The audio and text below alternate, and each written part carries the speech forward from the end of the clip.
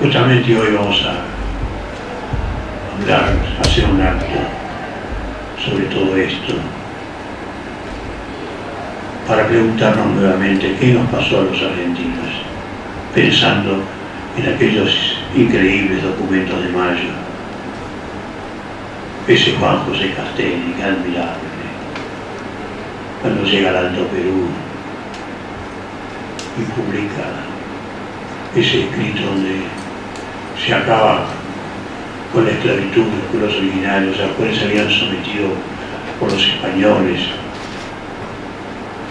cristianos y occidentales, durante tantos años, la Mita, el Yanamonajo y tantas otras formas de esclavitud.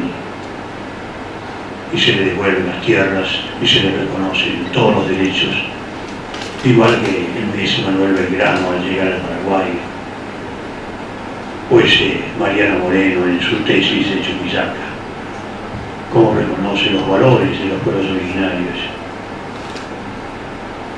y cómo dice que la Revolución de Mayo también se ha hecho para ellos.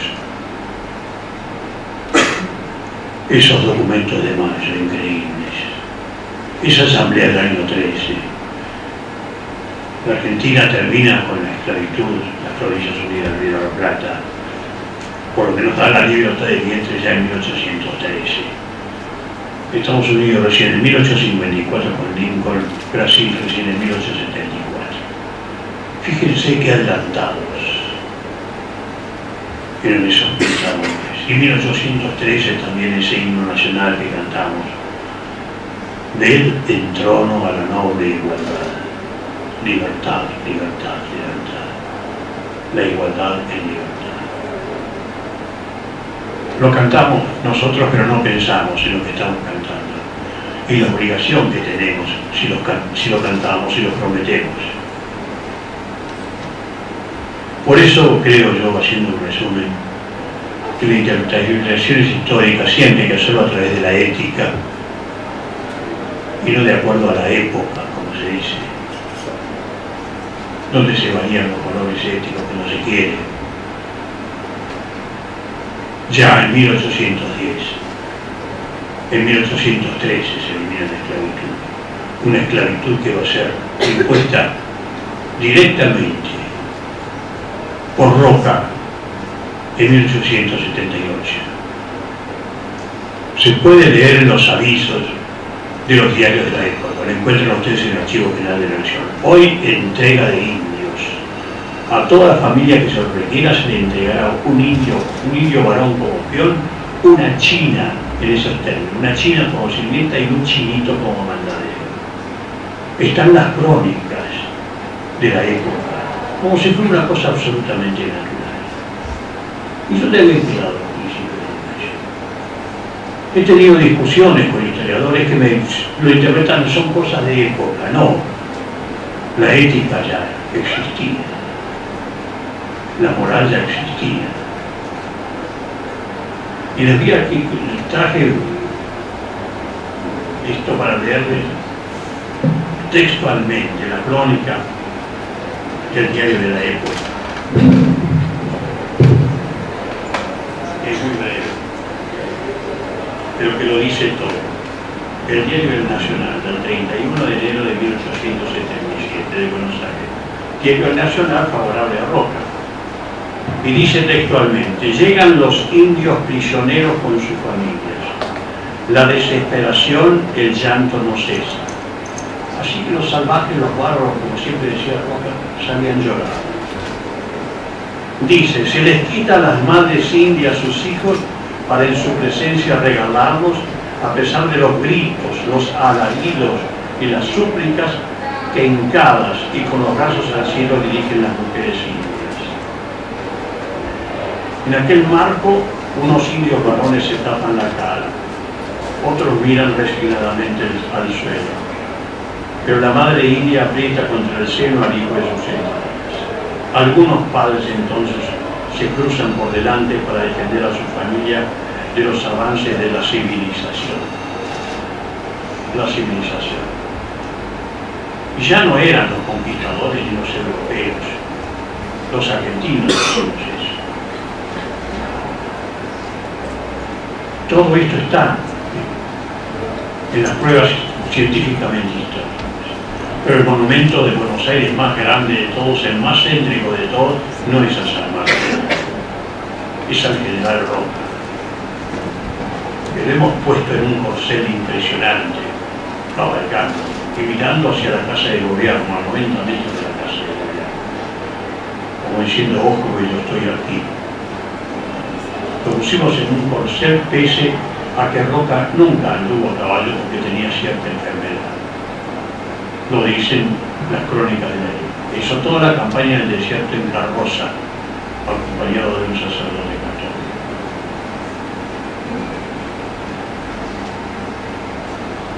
A San Martín le hemos mandado al retiro, allá en un caballito flaco está en el retiro, pero a Roca lo tenemos ahí en el centro de Buenos Aires, a 90 metros del camino, con esos pensadores tan profundos del camino de 1810 en adelante. Bueno, yo voy a parar acá porque si no me entusiasmo y creo que ustedes quieran hacer preguntas. Muchas gracias.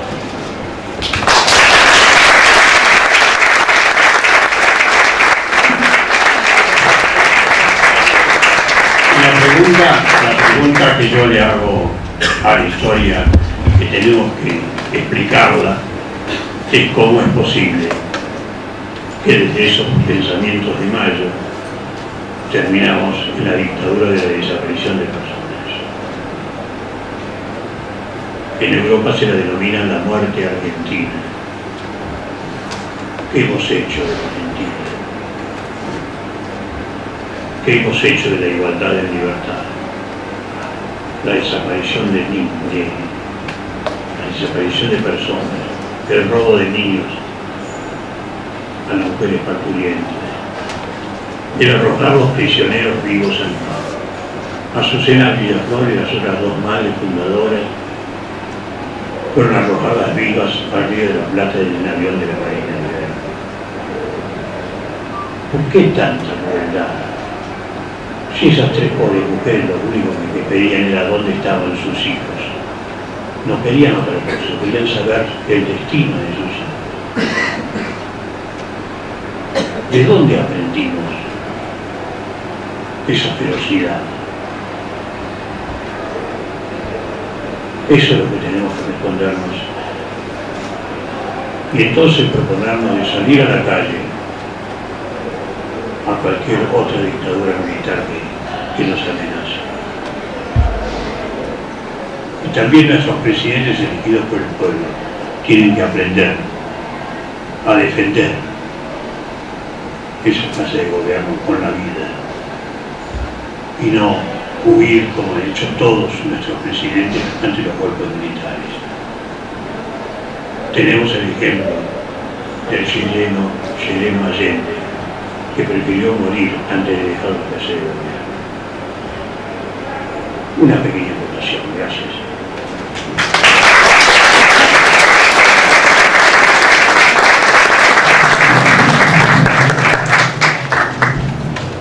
Vamos a iniciar la serie de preguntas. No sé si los chicos tienen algo preparado para preguntar o leo yo lo que me han ido dando para... ¿Alguno de los chicas tiene algo para preguntar? Sí, pregunta ahí. Y quería consultarle a dónde cree usted que va la militancia joven acá en Argentina, independientemente del partido político, y si cree que ese interés político apunta a un futuro en el que el Estado sea conducido más responsablemente. Bueno, realmente mi consejo, dado mi experiencia, es que todos tenemos la obligación de meternos en nuestra sociedad, ponernos en sus intereses, salir a la calle cuando vemos injusticias, no conformarnos con poner el papelito en la urna cada 2 años, sino realmente estar en la calle cuando vemos injusticias. Y principalmente los intelectuales en ese papel. Basta de la Torre del Marfil.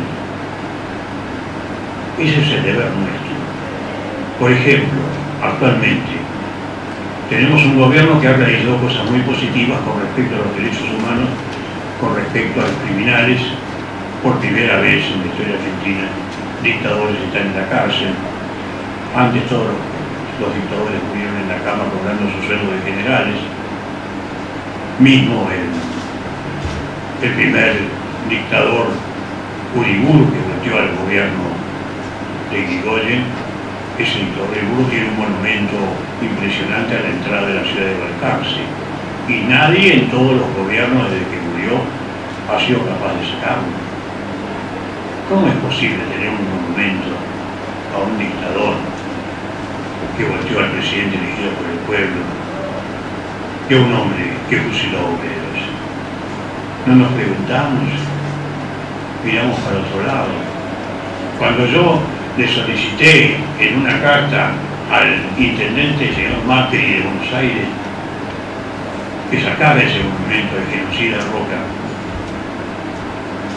por respeto a la mayoría de la población argentina, que con los estudios de antropología se sabe que el 56%, del 56 al 61% de los argentinos tienen sangre de los pueblos originarios, en su mayoría a través del criollo, del mestizo. Le he dicho en la carta que es una falta de respeto a la mayoría del pueblo argentino tener un monumento de ese genocida que ni siquiera la palabra indios, siempre hablaba de los salvajes, los bárbaros, lo pueden leer ustedes en su discurso.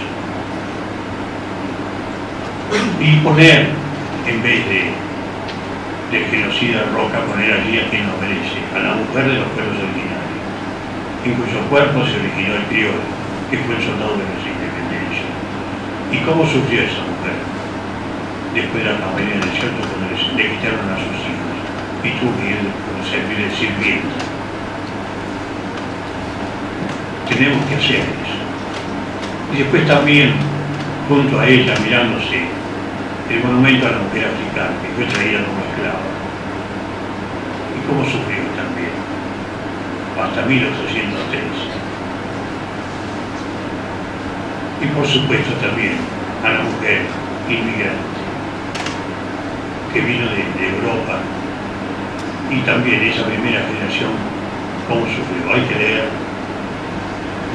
las investigaciones sobre las formas en que vivieron esos primeros inmigrantes que llegaron, en los conventillos. Hay informes que señalan que en los conventillos de San Telmo vivían 120 inmigrantes. Para cada familia una habitación de 2,5 por 3,5, con un solo baño para 120 personas, con un cartel en la entrada que decía prohibido a las mujeres hacer uso del baño entre las 5 y 9 de la mañana, porque a esa hora los hombres formaban cola para hacer sus necesidades antes de ir al trabajo. Entonces se recomendaba a las mujeres comprarse escupideras para hacer sus necesidades en su habitación y también la de sus niños. Un detalle de todas las formas en cómo se explotó además lo que se pagaban. Ustedes habrán leído la huelga de conventillos, que los hicieron las mujeres a esa huelga de conventillos a principios del siglo pasado.